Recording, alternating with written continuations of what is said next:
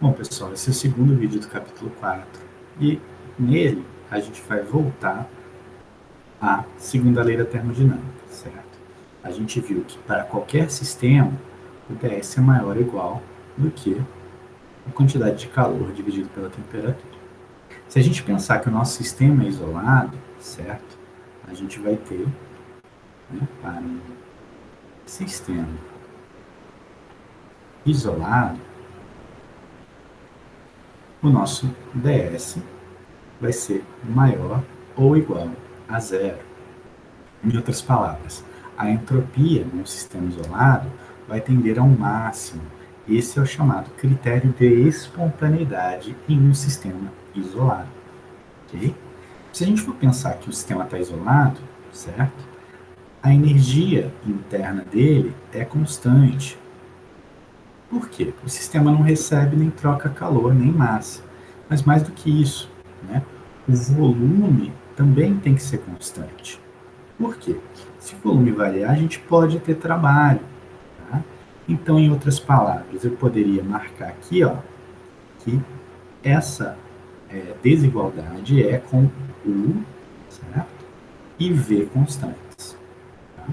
Mas vamos voltar aqui para o nosso DS, maior do que dq sobre T. O que a gente quer fazer é encontrar novos critérios de espontaneidade para outros casos. Tá? Então, por exemplo, a partir disso aqui, eu poderia jogar o dt para o outro lado. E a gente teria, então, que dq, certo? Seria menor ou igual do que t ds, ok? A gente já viu que a energia interna, em termos infinitesimais, é a soma de calor mais trabalho. E que se eu pensar que esse trabalho é um trabalho de expansão com pressão, a gente vai ter aqui, ó, menos PdV, certo? Eu posso, a partir dessa equação, isolar o dq, né? De modo a obter que dq, certo? É igual a du mais PdV. Só que dq também é menor ou igual do que TdS, certo? Se eu jogar o TdS para o outro lado, a gente vai ter que du mais PDV menos TdS tem que ser menor ou igual a zero, certo? Se eu pensar num processo que tem o V, né, e o constante, ou seja, para um processo com V e S constantes, o que a gente vai ter? A gente vai ter, então, que o du com V e S constantes vai ser menor ou igual a zero. Tá? Porque se V e S são constantes, dV é zero e ds também é zero. Esse é um outro critério de espontaneidade. Se a gente tem um processo que está ocorrendo no sistema que está mantido com volume e entropia constantes, a energia interna vai para um mínimo, ela decresce, ok? É isso que eu estou escrevendo aqui nesse slide. Opa, deixa eu só fazer assim, acho que fica melhor, certo? É isso que eu estou escrevendo nesse slide aqui. Tá? Então a gente definiu um novo critério de espontaneidade, né? Que com um sistema com V e S invariantes, a energia interna tende para um mínimo, ok? Então, se o volume e a entropia forem constantes, a energia interna torna-se o critério de espontaneidade, ela tem que ir para o mínimo, certo? E aqui é importante salientar que isso não se interpreta como critério de propensão de um sistema a tender a uma energia mais baixa, tá? A gente está falando de um processo com V e S constantes, um sistema que está mantido com volume e entropia constantes, certo? A gente pode pegar, por exemplo, né, a entalpia, certo? E fazendo alguns rearranjos matemáticos, né, a gente pode chegar num novo critério de espontaneidade. Mas a forma mais simples de enxergar esse critério é pensar que essa igualdade é válida quando a gente tem um estado de equilíbrio, certo? Então, se S e P forem zero, a gente vai ter DH igual a zero. Tá? E Pensando de forma análoga ao que a gente já fez, a entalpia num sistema mantido a pressão e a entropia constantes tende para um mínimo. É um outro critério de espontaneidade. Ok? A gente tem esses dois critérios, só que eles não são muito úteis, porque a gente tem que manter um sistema isentrópico. Isso não é simples. Tá?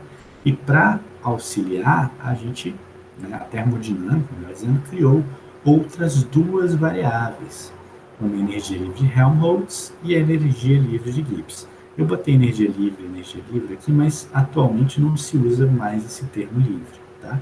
Energia de Helmholtz, energia de Gibbs. Bom, a energia de Helmholtz, ela é definida, ela é chamada de A, tá? Em alguns livros vai estar um F, mas eu uso A, e ela é U menos TS, tá? Então, se eu diferenciar essa equação, eu teria dA é igual a D de U menos TS. E isso aqui eu posso separar em D de U menos D de TS, certo? Então, a gente teria aqui, ó, dA é igual a du menos d de TS. Só que o d do produto aqui, ele pode ser separado como o primeiro vezes d do segundo, mais o segundo vezes o d do primeiro. Ou seja, du menos t ds mais s dt. Ok? Lembrando que a gente viu que o du é a quantidade de calor mais a quantidade de trabalho. Se a gente pensar que o sistema está sofrendo um processo de expansão ou compressão, ainda de forma reversível, esse daqui seria T ds menos P dV para o dW. Então, du é TdS menos PdV.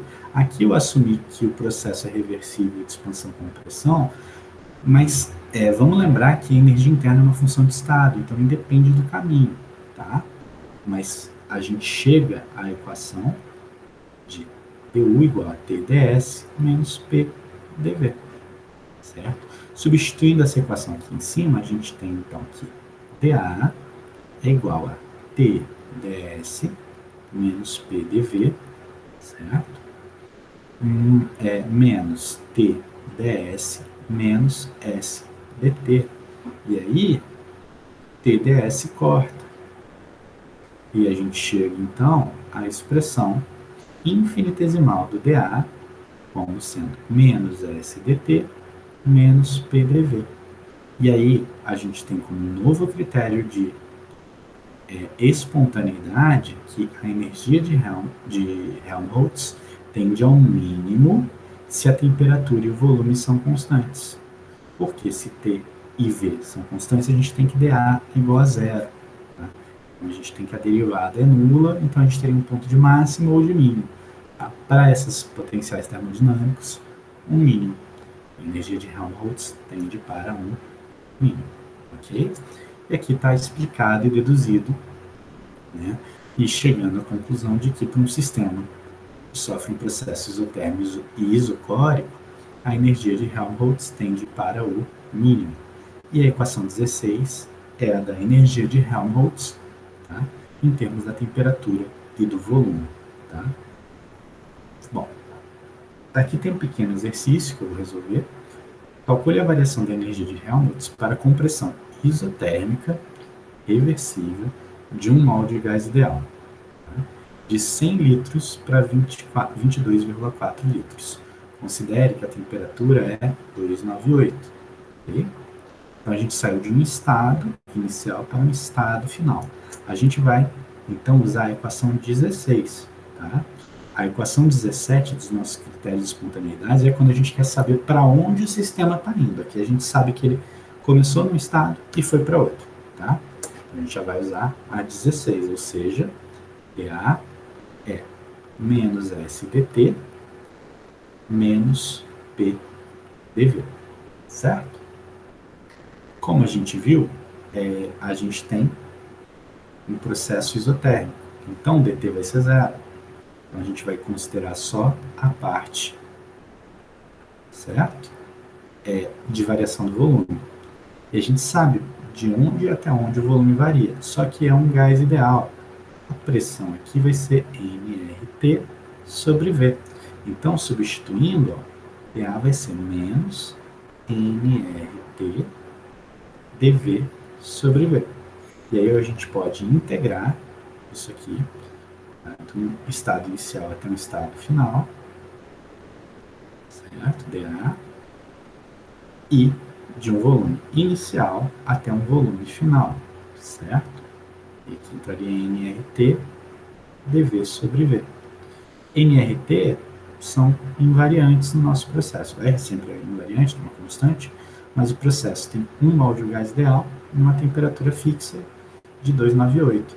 Então a gente vai ficar aqui, ΔA vai ser menos nRT vezes a integral do volume inicial até o volume final de dV sobre V. Quando a gente tem essa derivada, a gente tem, na verdade, o Ln. Isso aqui ficaria com menos nRT, Ln do volume final sobre o volume inicial. Reparem que essa é a fórmula do trabalho isotérmico reversível. Okay? No próximo slide eu faço as contas, tá? E quando a gente tem uma compressão isotérmica reversível, o trabalho é máximo, certo? E esse trabalho máximo vai ser igual à variação da energia de Helmholtz, ok? Que, fazendo as contas, daria 3.707 joules. Bom, além da energia de Helmholtz, tem a energia de Gibbs. A energia de Gibbs ela é definida como U menos TS mais PV, certo? Só que U menos TS, a gente já viu que seria A. Seria A mais PV. Mais ainda, a gente sabe, já viu no caso, que U mais PV é H. Né? A energia de Helmholtz, de Gibbs tem essas três possíveis definições. Eu vou pegar essa daqui, porque a gente acabou de trabalhar com dA e derivar. dG vai ser dA mais D de PV, ou seja, vai ser dA mais PdV mais VdP, certo? E dA a gente viu que é menos SdT menos PdV. Então, substituindo aqui, a gente fica aqui dG vai ser menos SdT menos PDV mais PDV mais VdP. Então a gente pode cortar as coisas aqui, né? Cortar PDV, certo? E chegar finalmente que dG vai ser menos SdT mais VdP. E estabelecer como critério de espontaneidade a temperatura e volume e pressão constantes, perdão, que o sistema tende ao mínimo da energia de Gibbs. Provavelmente vocês já ouviram falar, o sistema tende ao mínimo da energia de Gibbs, o sistema tende ao mínimo da energia de Gibbs. Em algum lugar, provavelmente, vocês já ouviram falar disso. Tá? Mas aqui a gente está provando que ele só tende ao mínimo da energia de Gibbs quando a temperatura e a pressão são fixas no nosso sistema. Tá? Ou seja, aqui está o nosso novo critério de espontaneidade e aqui está uma expressão para a energia de Gibbs, tá? Em termos de temperatura e pressão. Tá? Aqui está tudo derivado. E a equação 20 é o critério de espontaneidade e a equação 19, a expressão da energia de Gibbs em termos de temperatura e volume. Tá? Da equação 20, a gente sabe que num processo isotérmico isobárico, o sistema tende para o mínimo de energia. Agora, T e P são variáveis que a gente manipula facilmente, certo? T e V, como no caso da energia de Helmholtz, também são variáveis que a gente consegue manipular muito mais facilmente do que entropia, certo? que apareceu como critério de espontaneidade para energia interna e entalpia. Tá? E por isso a gente vai usar muito esse critério de espontaneidade aqui para definir para onde o sistema migra. Tá? No próximo capítulo, quando a gente falar de termodinâmica de sistemas puros, a gente vai fazer uso dessa equação para dizer qual fase é a mais estável. Tá? Lá no capítulo 8, a gente vai fazer uso dessa equação para entender para onde que uma reação química vai, até onde ela vai, quando ela para. Tá? Mas isso deixa mais lá para frente. Tá? Enfim, vamos voltar ao ΔG. Se a gente tem um processo isotérmico e isobárico, certo? O ΔG vai ser menor do que zero no processo espontâneo. O ΔG vai ser igual a zero no sistema em equilíbrio e maior do que zero no processo não espontâneo. A gente vai olhar rapidamente esse probleminha, onde a gente tem 2 mols de um gás contido em um determinado volume inicial, sob uma pressão de 10 atm e 25 graus Celsius. Então, a gente tem 2 mols aqui. Tá? Eles passam a ocupar um volume tal que sua pressão caiu 1/5 da pressão inicial. Só que a temperatura se manteve constante. Então, P manteve constante. Supondo que a gente tem comportamento de gás ideal, calcule a variação da energia livre de Gibbs associada a esse processo. Deixa eu passar aqui. Então, vamos lembrar que dG é menos SDT mais VdP, certo? Como a temperatura está fixa, isso aqui é zero. Então, a gente vai ter que dG é VdP. E aqui a gente pode integrar o processo do estado inicial até o estado final, certo? dG. E também, né, da pressão inicial até a pressão final, dP. Só que se é um gás ideal, esse volume ele é nRT sobre P.